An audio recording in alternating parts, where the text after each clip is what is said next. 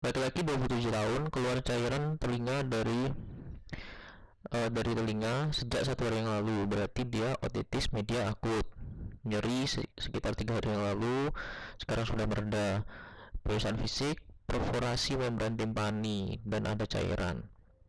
Artinya dia otitis media akut karena terjadi baru 1 hari. Stadium perforasi. Apakah terapi? Ini sudah pernah kita bahas, jadi kita refresh saja bahwa kalau misalnya stadium perforasi itu adalah air toilet dan juga antibiotik. Air toiletnya bisa menggunakan H2O2 3% atau karbogliserin 10%. Nah, ini dia. Selanjutnya, laki-laki 22 tahun, benjolan di leher sisi kiri, nyeri, riwayat keluar cairan kuning berbau dari telinga sejak kecil. Artinya dia menderita OMSK yang sudah berkomplikasi. Pada pemeriksaan status lokalis didapatkan fluktuasi retroaurikuler yang menjalar melalui muskulus sternocleidomastoid. Apakah komplikasinya? Nah, jadi kita analisa dari soal bahwa pasien ini menderita OMSK dan berkomplikasi. Nah, pada status lokalis ada fluktuasi. Nah, fluktuasi ini hampir bisa dipastikan sebuah benjolan yang berfluktuasi itu adalah abses. Nah, kalau soalnya cuma sampai didapatkan fluktuasi retroaurikular, mungkin kita bisa berpikir bahwa itu jawabannya adalah abses mastoid. Tapi yang khas di sini adalah sebuah abses yang menjalar melalui muskulus sternocleido itu dinamakan abses Bezold, yaitu emang khusus tempatnya ada di sternocleido. Nah, di sini juga kami cantumkan beberapa abses-abses yang ada di kepala leher ataupun tenggorok juga. Nah, yang sering keluar, yang pertama, selain abses Bezold, ada abses peritonsil atau nama lainnya adalah abses Quincey. Nah, jadi awalnya dia berasal dari tonsilitis akut yang berkomplikasi menjadi abses peritonsil. Khasnya adalah ada kalimat pada soal itu, uvula terdorong ke arah kontralateral. Jadi tonsilnya atau abses yang ada di sekitar tonsil itu dia mendorong uvula ke arah sebaliknya. Jadi dia unilateral. Itu khasnya abses peritonsil. Ada kata-kata uvula terdorong ke arah kontralateral. Dan selanjutnya ada abses Siteli. Ini adalah abses yang ada di kepala, berada di sekitar mastoid, bisa di arah posterior atau anteroinferior. 28. Trauma akustik merupakan salah satu penyebab tuli sensori neural. Suatu pabrik otomotif memiliki faktor kebisingan di atas 110 desibel. Waktu paparan lebih dari 5 jam. Sebagai dokter perusahaan, intervensi yang bisa diberikan untuk aspek pekerja adalah, menurut Undang-Undang Nomor 70 Tahun 2016, ada batas ambang dan juga durasi dalam industri atau perusahaan yang harus dipatuhi demi keselamatan pekerja. Nah, kita bisa lihat di sini dari tabel yang paling atas itu level kebisingan 80 desibel. Jadi pekerja itu dapat terpapar dengan level kebisingan 80 desibel itu selama 24 jam per hari. Artinya jika level kebisingannya 80 desibel maka itu tidak membahayakan. Nah, semakin tinggi level kebisingannya akan semakin durasi pajannya akan semakin rendah karena dia dapat menyebabkan tuli sensori neural jika melebihi dari ketentuan yang berlaku. Nah, pada soal itu didapatkan 110 desibel, jadi sekitar di atas 109 ini ya. Dan pada 109 desibel ini durasi pada pajanan per hari itu hanya 1,88 menit.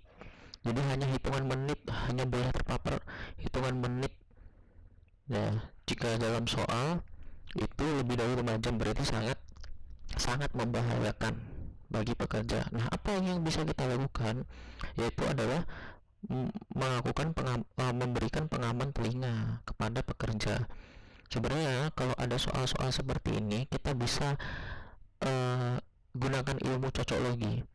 Mana pilihan jawaban A, B, C kita cocokkan dengan pertanyaan dan soal yang ada. Mana yang paling cocok? Nah, kalau dari aspek pekerja, pengaman telinga itu yang paling cocok.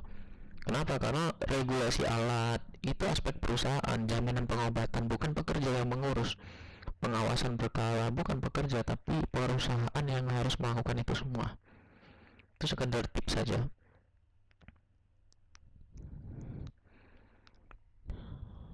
Laki-laki 60 tahun, penurunan pendengaran, tidak vertigo, tidak mual, ada hipertensi,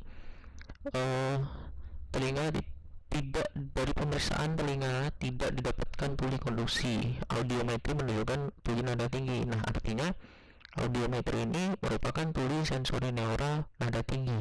Nah, ini juga khas pada presbyakusis. Pertama, usia 60 tahun, penurunan pendengaran, sensori neural nada tinggi. Nah, itu khas pada presbyakusis. Tata laksananya adalah alat bantu dengar.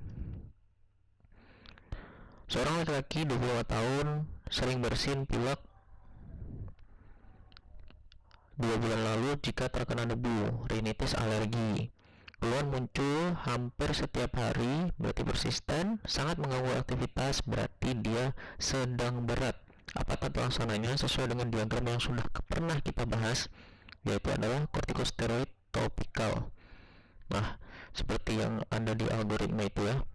Jadi setelah kita diagnosa dan kita berikan obat, evaluasinya itu selama 2-4 minggu. Nah, jika membaik, maka tata laksana mundur 1 langkah. Jadi artinya dari sedang berat dia mundur ke sini, ke arah persisten ringan, antihistamin oral atau topikal. Jika membaik, obatnya kita ganti. Tapi jika tidak membaik, ya udah berarti kita harus rujuk ke spesialis.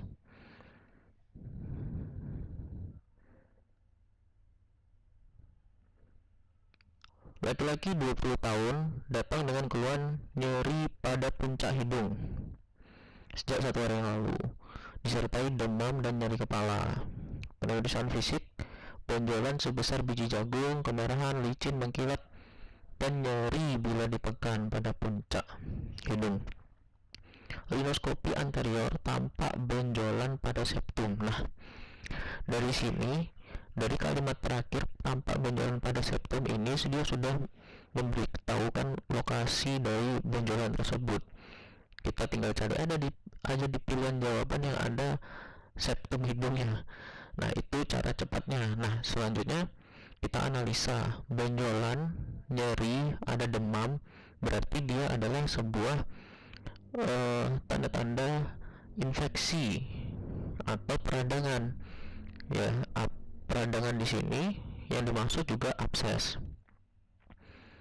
Nah, jadi abses septum hidung ini kebanyakan disebabkan oleh trauma yang tidak disadari. Korek-korek hidung, terjadi infeksi, nggak diobatin, akhirnya jadi abses. Nah, jadi tata laksananya insisi drainase, antibiotik dan analgetik. Nah, jadi DD-nya dari abses septum hidung ini adalah papiloma. Gejalanya sama, tersering obstruksi atau sumbat hidung unilateral. Nah, kan sama karena akibat sama-sama benjolan. Nah, bedanya adalah terdapat epistaksis di papiloma. Jadi kalau papiloma itu masanya poliploid unilateral. Jadi karena polip itu definisinya adalah massa yang bertangkai, tentunya beda dengan abses, dia tidak ada tangkainya, mudah berdarah. Bedanya seperti itu. Jadi seperti polip tapi mudah berdarah. warnanya kelabu kemerahan. Beda dengan polip. Kalau polip nasi warnanya mengkilat, dia tidak kemerahan, putih mengkilat seperti mutiara, tidak kemerahan. Nah, itu dede-dedenya. Laki-laki 25 tahun datang ke puskesmas dengan keluhan hidung berdarah. Riwayat trauma positif, tidak ada deviasi sumber rembesan darah pada hidung anterior. Nah, berarti dia epistaksis anterior. Tindakan yang paling awal dilakukan, jawabannya adalah kaustik dengan nitras argenti 15-25%. Nah, jadi sebelumnya sudah pernah saya singgung bahwa ada soal yang membicarakan tentang tata laksana detail dari epistaksis anterior. Nah, ini dia. Jadi, tata laksana yang paling pertama harus dilakukan adalah memposisikan pasien dalam posisi duduk.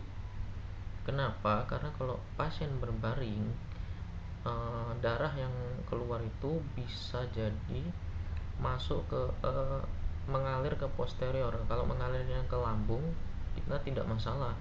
Yang jadi masalah adalah kalau mengalirnya ke paru-paru, itu akan jadi masalah yang lebih serius.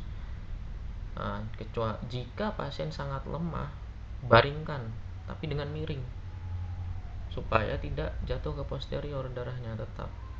Nah, setelah kita memposisikan pasien dalam posisi duduk atau berbaring, selanjutnya yang harus kita lakukan adalah melakukan metode trotter, yaitu adalah kalau posisi duduk ya, itu badannya kepalanya tegak tapi badannya agak bungkuk ke depan, dan kita tekan cuping hidung ke arah septum selama 3-5 menit. Kita tekan, tujuannya untuk menghentikan perdarahan. Nah, jika perdarahan berhenti, selanjutnya bersihkan dengan suction sisa-sisa perdarahan, hematom yang terbentuk, dan juga cairan-cairan atau sekret yang ada. Nah, jika perdarahan tidak berhenti, ada dua hal yang kita lakukan. Pertama, ada dua hal yang yang harus kita periksa. Yang pertama adalah mencari sumber perdarahan. Nah, kalau sumber perdarahannya tidak ketemu, maka masukkan kapas ditambah 2 cc larutan pantokain atau lidokain atau adrenalin 1:1000 untuk mengvasokonstriksikan pembuluh darah. Karena kita nggak bisa ngelihat sumbernya, jadi kita masukkan aja tampon berisi pantokain atau lidokain atau adrenalin. Lalu setelah 10-15 menit kita keluarkan dan kita evaluasi. Nah, yang terjadi pada soal ini adalah jika sumber perdarahannya terlihat, nah, maka yang kita lakukan tata laksananya adalah kaustik dengan kapas lidi diberikan nitras argenti 15-25% atau asam trikloroasetat 10%, karena perdarahannya nampak sumbernya. Jadi kita kaustik lalu beri salep antibiotik. Setelah jika sudah dikasih tampon pantokain, adrenalin atau dikaustik tetap berdarah, maka tata laksana selanjutnya adalah tampon anterior diberi vaselin dan juga dicampur dengan betadine atau antibiotik, dipertahankan 2 kali 24 jam dan dievaluasi tiap 24 jam. Nah, jadi kalau menemukan soal apapun itu perhatikan lead in soalnya apa yang diminta, tata laksana awal kah atau tata laksana yang tepat. Karena kalau epistaksis ditanya tata laksana yang tepat, jawabannya adalah tampon anterior, epistaksis anterior ya. Kalau tata laksana awal yang ditanya, yang paling pertama, jika ada jawaban posisikan pasien duduk, itu kita jawab. Kalau tidak ada, bawahnya metode trotter, itu yang pertama kali tata laksana awal yang harus dilakukan.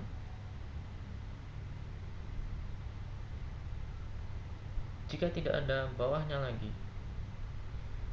berikan tampon dengan pantukain, lidokain, atau kaustik.